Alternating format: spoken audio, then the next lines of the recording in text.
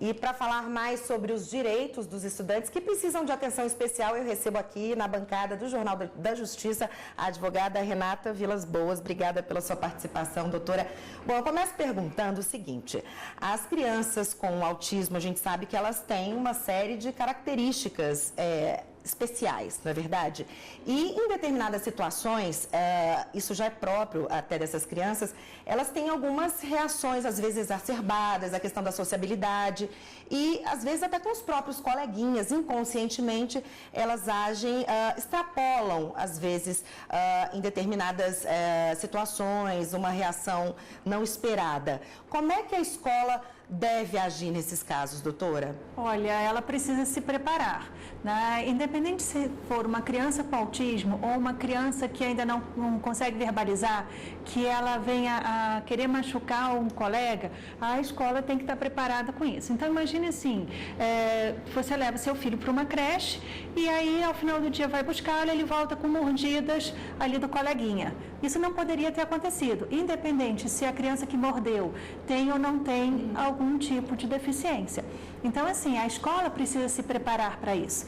Então, nós vamos ter crianças diferentes e para cada uma dessas crianças, a escola tem que estar atenta a essas diferenças, respeitando essas diferenças, compreendendo essas diferenças e se adequando para atender a essas diferenças. Pois é, mas não existe uma obrigação hoje, existe que existam pessoas treinadas, profissionais treinados para lidar com esse tipo de criança, quer dizer, é horrível falar assim, mas assim, com crianças que têm alguma necessidade especial, no caso, uma criança autista, por exemplo?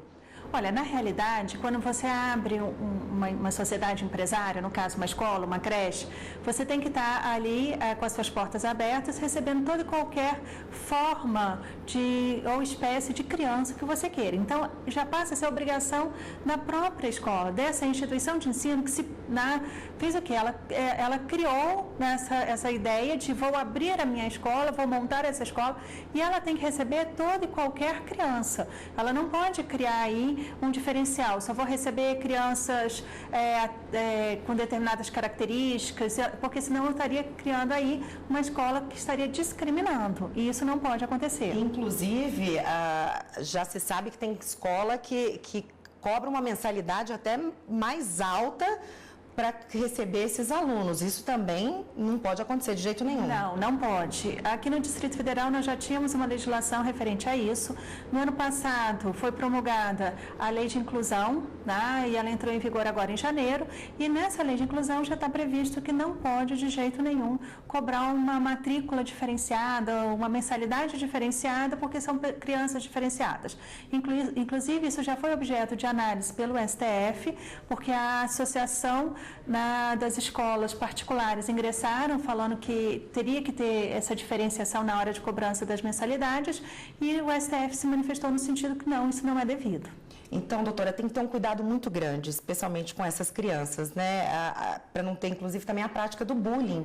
As crianças autistas também podem se retrair com isso, né? Essas pessoas devem ser preparadas para combater esse tipo de atitude por parte dos coleguinhas e também de professores e tal.